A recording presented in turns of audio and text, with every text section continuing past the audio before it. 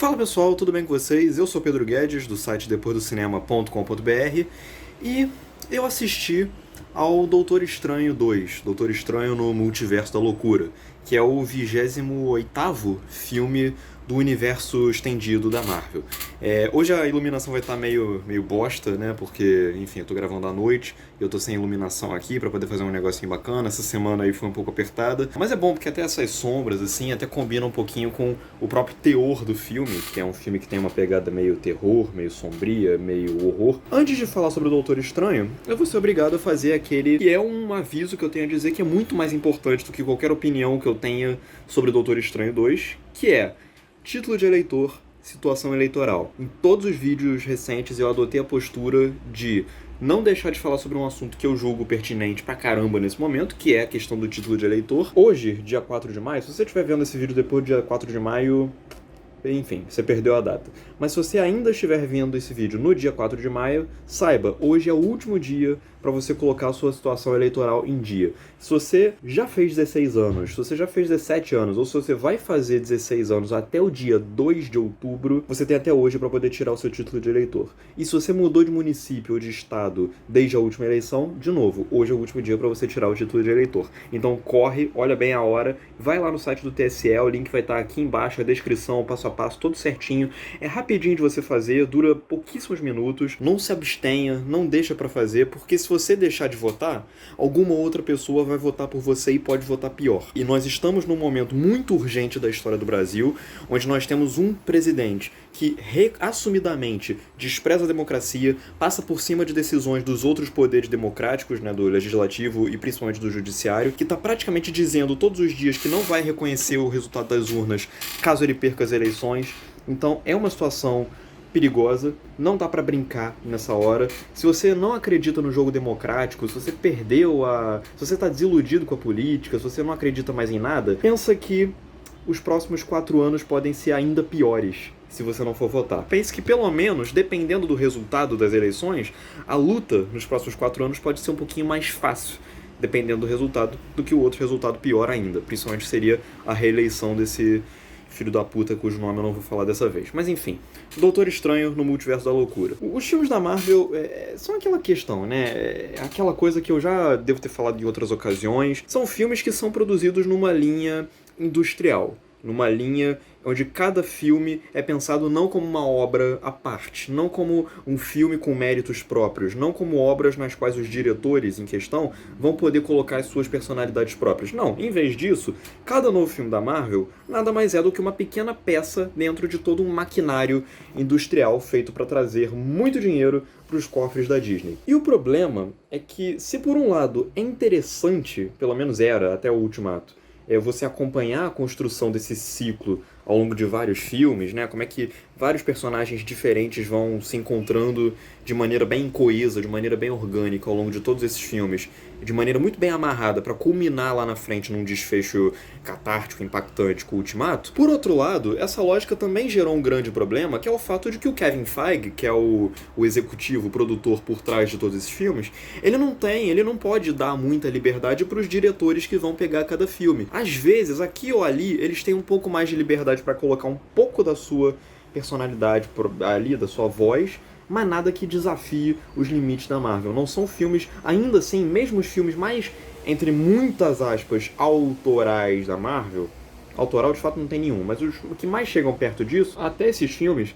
eles são mais filmes da Marvel do que filmes desses diretores, desses autores específicos. Então quando você sai de um filme como The Batman, que saiu há poucos meses, para um filme do Doutor Estranho, você vê de maneira ainda mais realçada, ainda mais enfatizada, a diferença que faz um projeto que é de um grande estúdio, de um projeto que é industrial, mas que permite que o seu autor tenha quase que pleno controle da obra, no caso The Batman, e um filme que é produzido dentro de um grande maquinário de 20 e tantos filmes e que tem que atender a uma demanda específica. A questão é que o Doutor Estranho, ele, de certa maneira, ele acaba sendo agraciado pelo fato de que ele é dirigido por um diretor que é um autor.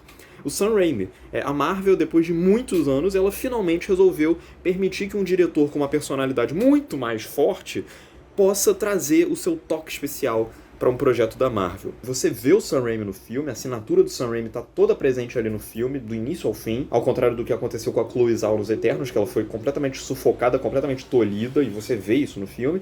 O Doutor Estranho não sofre desse mal, ele é um filme que tem a cara do Sam Raimi, mas se por um lado ele não é tolhido da sua personalidade, por outro lado, o Sam Raimi ele é obrigado, sim, a lidar com uma série de elementos que fazem parte da fórmula Marvel e que obviamente não interessam a ele. Quando você chega ao final do filme, e esse vídeo não vai ter nenhum spoiler, quando você chega ao final do filme, você tem a sensação de que você assistiu a 2 filmes brigando incessantemente entre si.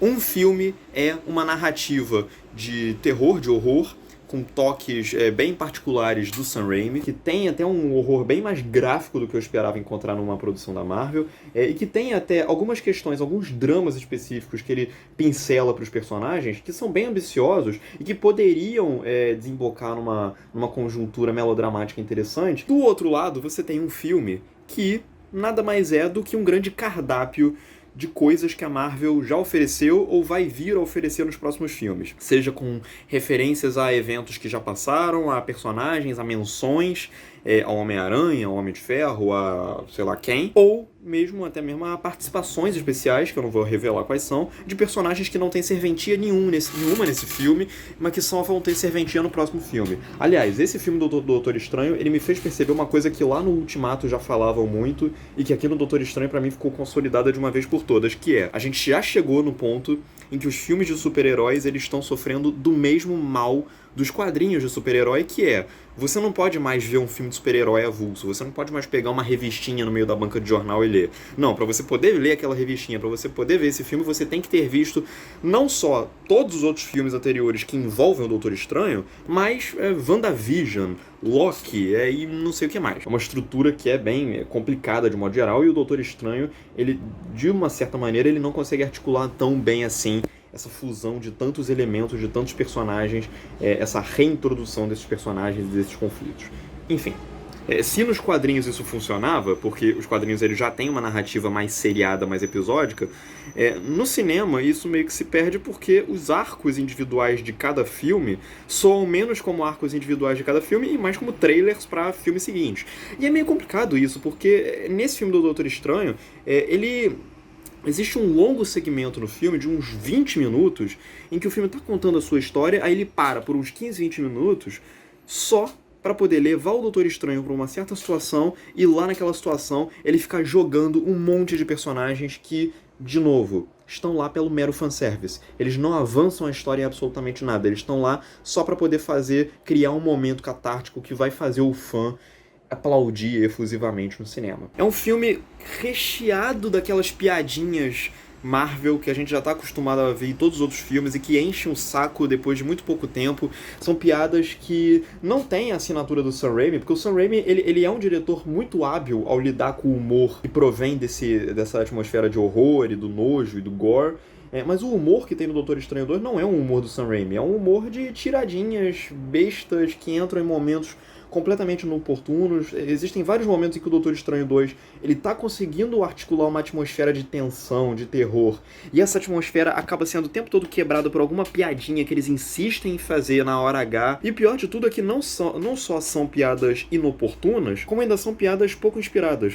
São pouquíssimas as piadas ao longo do filme que eu posso dizer que me fizeram rir, ou que eu acho que são imaginativas, que tem um mínimo de imaginação. Não, o tempo todo vamos mencionar o Homem-Aranha, eles fazem aquela piada do mas será que o Homem-Aranha solta teia por todos os orifícios do corpo dele? Eu espero que não. Tipo, piadas que a gente já tá acostumado a ouvir na vida real desde sempre, e o filme incorpora isso. A impressão que dá é que o Doutor Estranho 2, ele é um bom filme que constantemente parece prestes a se tornar sensacional, mas ele nunca consegue chegar lá porque o Sam Raimi, ele tem esses limites, e são impostos os limites a ele. A sorte é que, como eu falei, é um filme dirigido pelo Sam Raimi.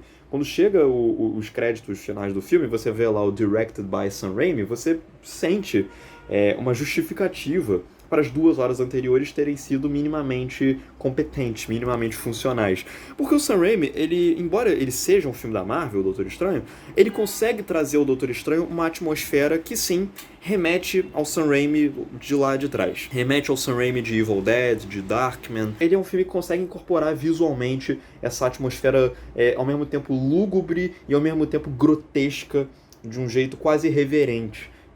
Pela qual o Sam Raimi é tão reconhecido e ele é tão funcional. O design de produção, o design dos personagens, a própria maquiagem usada para criar o Doutor Estranho lá no terceiro ato do filme é sensacional, ela remete diretamente aos filmes originais do Sam Raimi, a Evil Dead, a Darkman, e do ponto de vista de visual, assim, o filme ele é bastante imaginativo. Desde o Doutor Estranho zumbi que aparece no terceiro ato, isso não é spoiler porque ele tá no trailer, que é um Doutor Estranho ao mesmo tempo zumbi e ao mesmo tempo fantasmagórico, com várias caveiras esfumaçadas ao redor dele que formam uma capa. Ao mesmo tempo, as outras criaturas do filme são muito criativas do ponto de vista visual.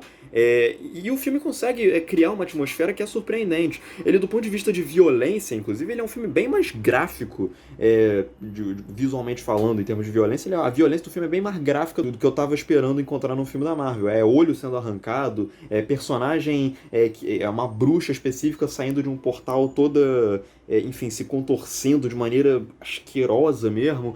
Uma personagem que eu não vou dizer quem é, mas enfim, que persegue o Doutor Estranho toda ensanguentada, como se fosse uma personagem que saída lá do Arrasta-me para o Inferno. Então ele consegue criar uma atmosfera que explora as possibilidades, vamos dizer assim, mágicas do Doutor Estranho. Até brinca, até com a forma do filme. Em vários momentos o Sam Raimi, ele estica e enfim, distorce completamente a imagem, distorce completamente a decupagem do Sam Raimi. É uma decupagem que o tempo todo aspira a deformidade, ela o tempo todo tenta colocar o espectador até do ponto de vista dos próprios feitiços que o Doutor Estranho e a Feiticeira Escarlate conjuram um contra o outro. Então, em vários momentos, você vê a câmera se aproximando dos personagens de maneira rápida, distorcida, disforme, e isso ajuda a criar um quadro de instabilidade, um quadro de alguma coisa está errada ali naquela atmosfera. Então, é um filme que, do ponto de vista de personalidade, ele tem uma personalidade, embora essa personalidade o tempo todo tenha que ser parada para se concentrar nas outras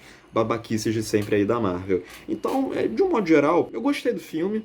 Eu não acho maravilhoso. Acho que os personagens são interessantes na maior parte do tempo. O Doutor Estranho é um personagem fascinante, porque ele é um personagem que permite ser encaixado em narrativas que não são as mesmas narrativas de todos os outros super-heróis. Essa questão dele lidar com feitiços, com bruxarias e com magias, traz um ar de mistério pro personagem que esse filme e o Sam Raimi conseguem incorporar muito bem, visualmente, através de uma atmosfera, enfim. Só é uma pena que o lado Marvel do filme tenha que gritar tão alto em vários momentos. Enfim, agora eu quero saber de você, o que você achou de Doutor Estranho no Multiverso da Loucura, diz aqui nos comentários, leia a crítica do filme que eu vou escrever lá pro Depois do Cinema em breve, tire ou transfira seu título de eleitor, um grande abraço e até a próxima.